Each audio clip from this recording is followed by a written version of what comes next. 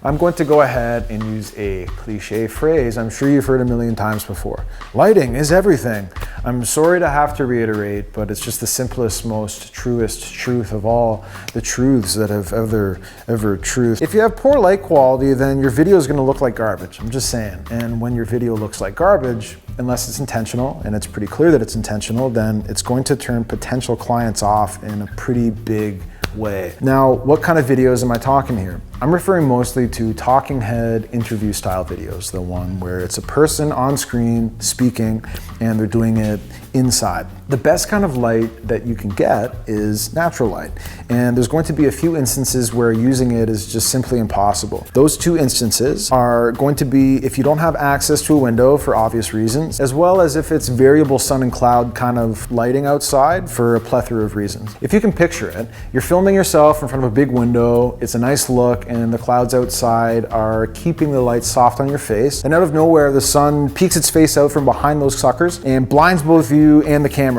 It makes everything horrible. And then this continues on and off and on and off for the duration of the video. Now imagine you're trying to watch a movie and someone is in the room and they're just standing at the light switch and they're flicking it on and off and on and off for the entire thing. I do believe that unless you're the Dalai Lama, you would get up and walk away after a minute, or you'd throw your shoe at them or something. It depends on where your patience levels are at. Varying sun and cloud days affect the exposure in the camera as well as the color temperature. It'll look balanced and cool, and then bright and warm, and off and on and off and on. As people who are creating content to put on the internet, this is the last thing that we want. So what you can do is pick yourself up some reasonably priced video lights. I'm not talking about a ring light, a little TikTok star. What I'm talking about are a cheaper version of my pro level video lights. You're also going to want to get what's called a softbox. But how do I obtain one? Well, with the magic of Amazon, of course. You're going to go to your search bar, you're going to type in cheap video light with softbox, and you're going to pick something that looks best for you. They usually come in a pair, which is awesome, and they usually cost under $100. Don't forget the light stands. Make sure your lights come with them. Otherwise,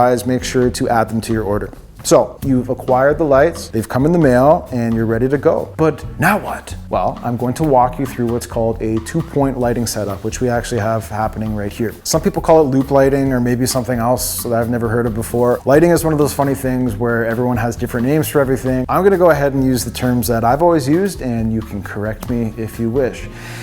Anyways, when we're setting these video lights up, we're always thinking about lines and angles. You want your main light, the one in front of the subject, to be lighting up the face. It's going to be above the head, pointing kind of down at a 45-degree angle and off to the side slightly. By putting this just a little bit to the side, it's going to cast a nice subtle shadow on the subject. It helps the video to appear more three-dimensional. So once you have this light set, you can go ahead and do the hair light. That is going to go on the opposite side of the main light, facing the back of the subject's head. So if you're looking at the subject from an aerial view, main light will be in the bottom left corner and the hair light will be in the top right. Please note, it doesn't matter which side the lights go on, just go by your eye and your personal preference. The main light makes the face appear nice, bright, and professional looking, and the hair light is going to effectively cut the subject out from the background. And there you have it. Now that we have our lighting set up, we need to make sure our exposure looks right. This is always a feel thing. There's no right or wrong answer. If you're by yourself, you can just film individual clips and then look back at them after. They'll serve as tests, but it's always best to have a test subject. So you want to put the test subject in the frame and you're going to turn on the lights. Now be really honest with yourself, trust your gut. Does it look good? Is it too bright? Is it too dark? You want to adjust the brightness of the individual lights accordingly. A video light usually has a brightness control knob on it. If it doesn't, then simply move the light closer or further away from your subject or yourself. And that's it.